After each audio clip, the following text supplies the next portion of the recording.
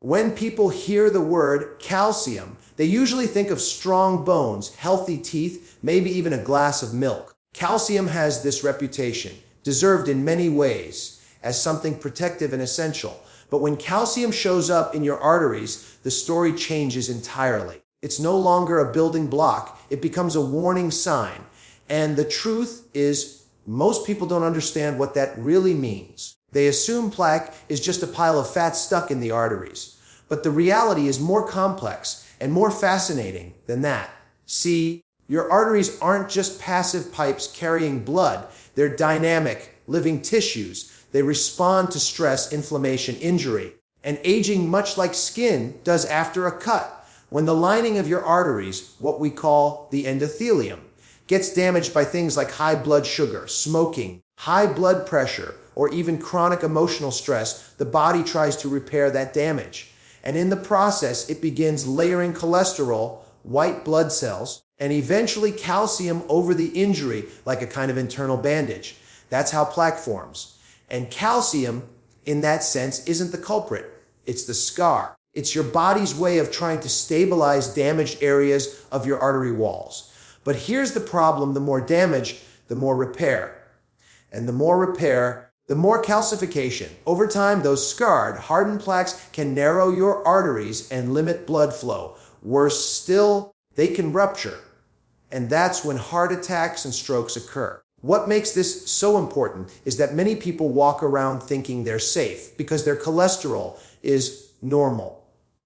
But cholesterol is just one piece of the puzzle. You can have good cholesterol numbers and still be building up plaque silently for years. That's why calcium scores, the measurement of how much calcium has accumulated in your coronary arteries, can be such a powerful indicator of real, long-term risk. It's not about how you feel, it's about what's silently happening underneath. We've been taught to fear cholesterol like a villain, but we need to update that narrative. Cholesterol is part of the body's repair toolkit. It becomes dangerous when inflammation is out of control. And inflammation is often driven by lifestyle, poor diet, chronic stress, lack of sleep, environmental toxins. It's not simply about eating too many eggs or not enough whole grains. It's about how you live, think, and recover. And calcium in the arteries. That's a footprint of all those things compounded over time. There's also a philosophical depth here. Your arteries reflect your history. They're not just blood vessels, they're storybooks recording how you've treated your body, what you've consumed, how much pressure you've carried emotionally, how often you've moved, rested, breathed deeply. The calcification we see in a coronary calcium scan is not an accident. It's the body adapting to years of inputs, some helpful, some harmful. But here's the empowering part: if your arteries are recording your past, they can also reflect your future. Because this process isn't entirely one way. The body is always changing. It's always trying to heal. And once you understand that calcium in your arteries is a message, not a life sentence, you can begin to shift your perspective. You're not a prisoner of plaque. You're the author of what comes next. Understanding arterial calcium forces us to look deeper. It invites us to question the surface level explanations we've been given about heart disease. It teaches us that numbers on a lab report don't tell the whole truth. That real insight comes when we look beneath those numbers and ask, how's the health of my blood vessels? How much inflammation is simmering under the surface? What's my lifestyle really doing to my body over the long term? There's a humility in this realization, but also a tremendous sense of agency. Because once you know what calcium in your arteries really represents, a call for attention, a sign of past injuries, a chance to intervene, you stop fearing it and start learning from it. And that learning becomes the foundation for change. So the next time you hear someone talk about calcium in the arteries, don't think of it as an isolated problem. Think of it as a clue that your body is trying to protect itself, a clue that it needs your partnership, not your panic. And if you're willing to listen, not just with your ears, but with your choices, then that calcium becomes more than a risk. It becomes a turning point. Because the truth about plaque is this: it doesn't just build, it speaks. And if you're wise enough to hear it, you might just give your heart a second chance. It's one of the greatest ironies in modern medicine. You can pass your cholesterol test with flying colors, feel completely fine, even run 5 miles a day, and still be walking around with arteries that are slowly filling with plaque, silent, hidden, and deadly. This is the quiet danger of coronary artery calcification. It's not about how you feel. It's about what's silently happening beneath the surface. Most people think that if they don't have chest pain, if they're not breathless going upstairs, or if their annual labs look normal, then their heart must be fine. But the truth is, more than half of people who suffer a fatal heart attack never had any symptoms, no warning signs, no dramatic signals, just a sudden event, unexpected, but not unyearned. That's because heart disease is often a silent condition. And coronary artery calcification, or CAS, is its most reliable early footprint. It's a measurable sign of how much hardened plaque has built up in the coronary arteries over time. The more calcium detected, the higher your calcium score, and the greater your risk of a serious cardiovascular event. What makes it so different from cholesterol or blood pressure tests is that it doesn't predict risk based on assumption. It shows you the physical evidence. It shows you what's already there. And here's what's most striking: many individuals with normal cholesterol have high calcium scores. Why? Because cholesterol is only one ingredient in the recipe for plaque. Inflammation, oxidative stress, blood sugar imbalances, and endothelial damage all play major roles. CAS is the result of long-term biological wear and tear. It doesn't lie, it doesn't fluctuate with your diet that week, and it doesn't get better by accident.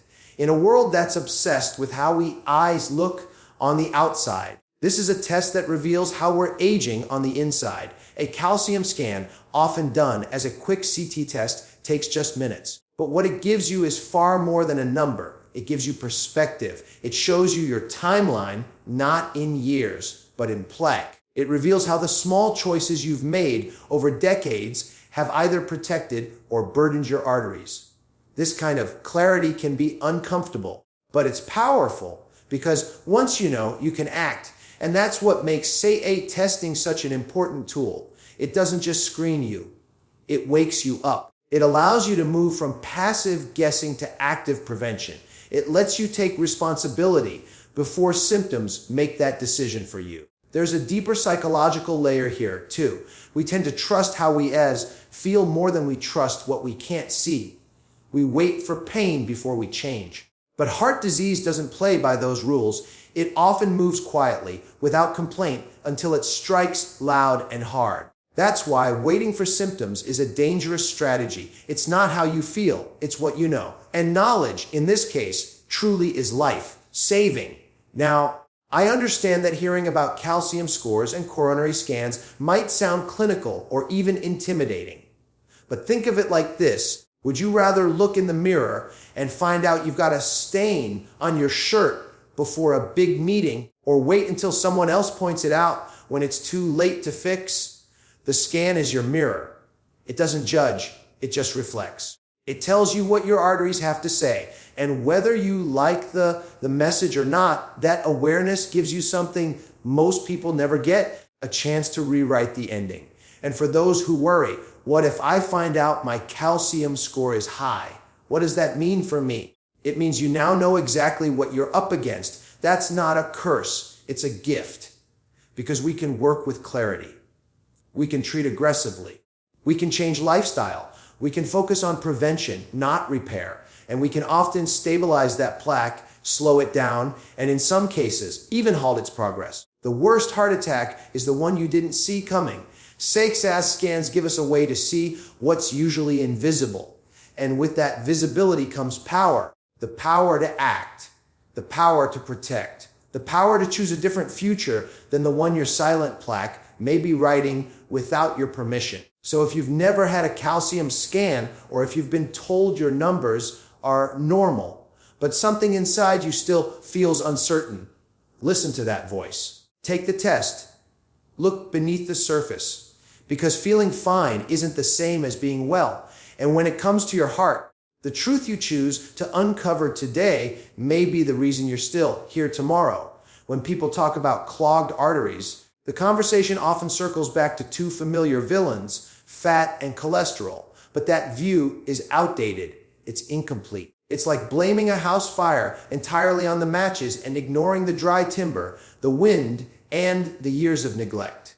If you truly want to understand why plaque builds up in the arteries, and more importantly, how to stop it, you need to go deeper. Plaque doesn't appear overnight. It doesn't sneak in with a single meal.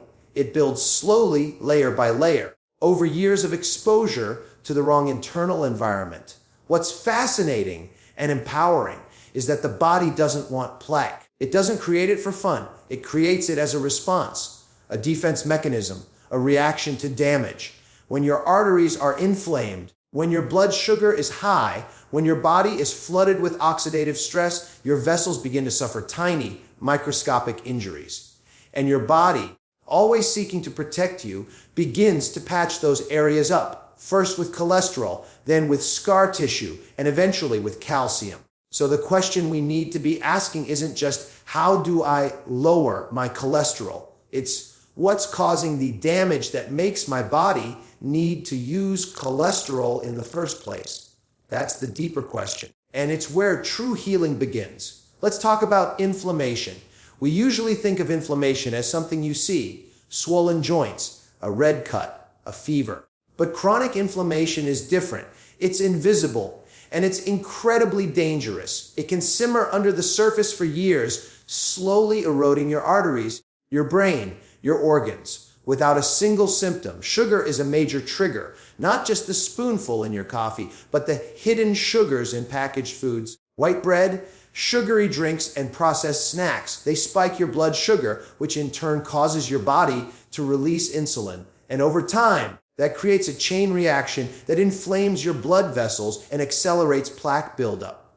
Oxidative stress is another major factor. It's like rust forming inside your arteries. Free radicals, unstable molecules generated by pollution, processed foods, smoking, or even chronic emotional stress attack healthy cells and tissues, including the delicate lining of your blood vessels.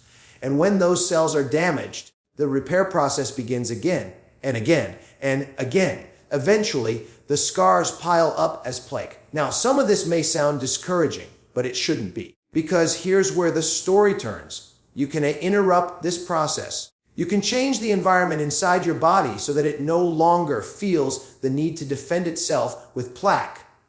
And you can do it not with drugs alone, but with the power of lifestyle, with food, movement, mindset, and a return to some of the most natural and time-tested principles of living well. Start with what you put on your plate. Every bite you take sends a signal to your body, either one of healing or one of harm. Foods rich in antioxidants like berries, leafy greens, cruciferous vegetables, garlic, turmeric, and olive oil fight oxidative stress. They help neutralize free radicals before they can do damage. Omega-3 fats from sources like wild salmon, flaxseed, and walnuts are profoundly anti-inflammatory. They calm the immune response and protect the arteries. Even something as simple as drinking green tea or adding cinnamon to your meals can shift your internal chemistry toward healing. Then there's movement. Not just formal exercise, but simple, consistent physical activity. Walking, stretching, breathing deeply, moving your body every day reduces insulin resistance, lowers inflammation, and improves blood flow. It keeps the endothelium, the lining of your arteries, flexible and responsive. And let's not forget about stress. Chronic stress is one of the most under-recognized contributors to plaque buildup. When you're constantly tense, anxious, or overwhelmed, your body releases cortisol, a stress hormone that raises blood pressure, blood sugar, and inflammation all at once. It creates the perfect storm for artery damage. This is where philosophy comes in. The body responds to how we live, and how we live is often a reflection of what we believe. If we believe health is something outside of us, something controlled only by prescriptions and procedures, then we become passive. But if we believe health is a daily conversation between our choices and our biology, then we become participants. We become architects of our own healing. You don't need to be perfect. You just need to be intentional. Small changes compound. One less sugary snack, one more handful of leafy greens, one deep breath instead of holding it in, one 10-minute walk after dinner. These things don't just make you feel better. They begin to shift the biology of your arteries in real time. Plaque doesn't build overnight, and it doesn't reverse overnight. But the moment you shift from reaction to intention, from confusion to clarity, you begin rewriting your future. Because the most powerful medicine isn't just what you take, it's how you live when you finally understand what's at stake.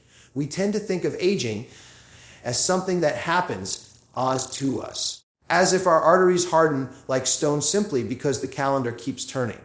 But the truth is, our arteries are not passive highways. They are living, breathing tissues, and like all living things, they respond to care. They respond to neglect too. But the beauty of the human body is this: it wants to heal. Even in our later years, even after decades of damage, the body is still trying every single day to keep us alive. The question is whether we're giving it the tools it needs to succeed. There's a common belief that once you have plaque or calcium in your arteries, it's game over, that you're destined for a heart attack, destined for medication, destined for decline. But that belief is not only outdated, it's dangerous, because it encourages resignation when what we need is responsibility. Science is clear: lifestyle changes, even late in life, can dramatically slow down or even halt the progression of arterial calcification. In some cases, the burden of plaque can even regress. That's not hope. That's data. Take something as simple as magnesium. This humble mineral, often overlooked, is essential for hundreds of enzymatic reactions in the body. It helps relax blood vessels, regulate heartbeat, and prevent the kind of vascular stiffness that makes plaque more dangerous. Yet most adults, especially older ones, are deficient. The solution: more leafy greens, more seeds, more whole unprocessed foods, or a supplement if necessary. A small shift with a large return. Now consider vitamin K2. Not K1, the blood clotting vitamin we get from leafy vegetables. K2 is different. It tells calcium where to go. It guides it away from the arteries and into the bones where it belongs. Without K2, your body may still absorb calcium, but it can end up in the wrong places, lining your arteries like cement rather than strengthening your skeleton. K2 is found in fermented foods like natto, aged cheeses, and certain meats. It's another example of how targeted nutrition can rewrite your arterial story. But nutrients alone aren't the full picture. You also need movement. Not necessarily intense workouts or pounding treadmills, but daily, consistent movement. Walking, stretching, even standing instead of sitting for long stretches. When your muscles move, your blood flows. And blood flow is life. It washes away waste products, brings nutrients to tissues, and reduces the likelihood of clots forming inside stiffened arteries. Stress, too, is a major player in this equation.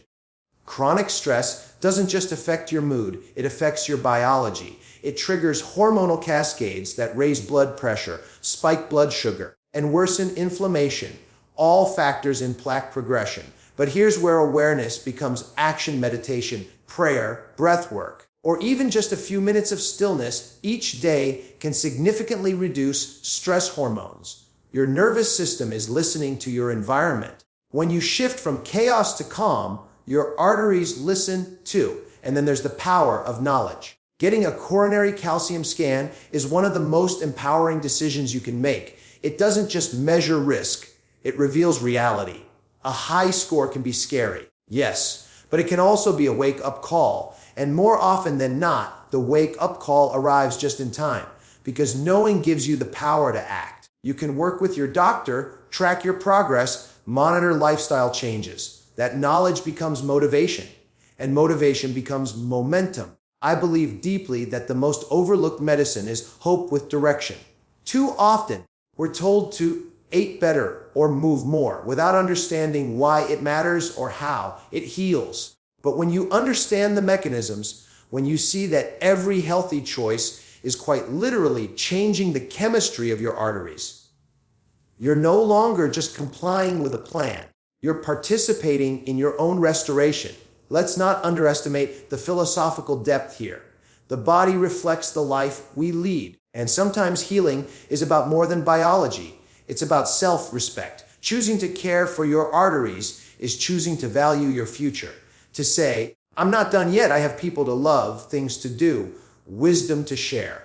And I refuse to let silent, preventable damage rob me of those years. Every meal is a vote for your arteries. Every walk is a whisper to your heart. I'm taking care of you.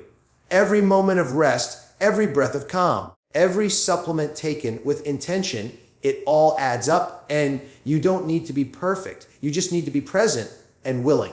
Because ultimately, the greatest power you have isn't found in a bottle, a scan, or a procedure. It's found in your daily decisions. And the body, your body, is always listening. So don't wait for a crisis to start living differently. Start now, because healing doesn't begin with the absence of disease. It begins with the presence of purpose.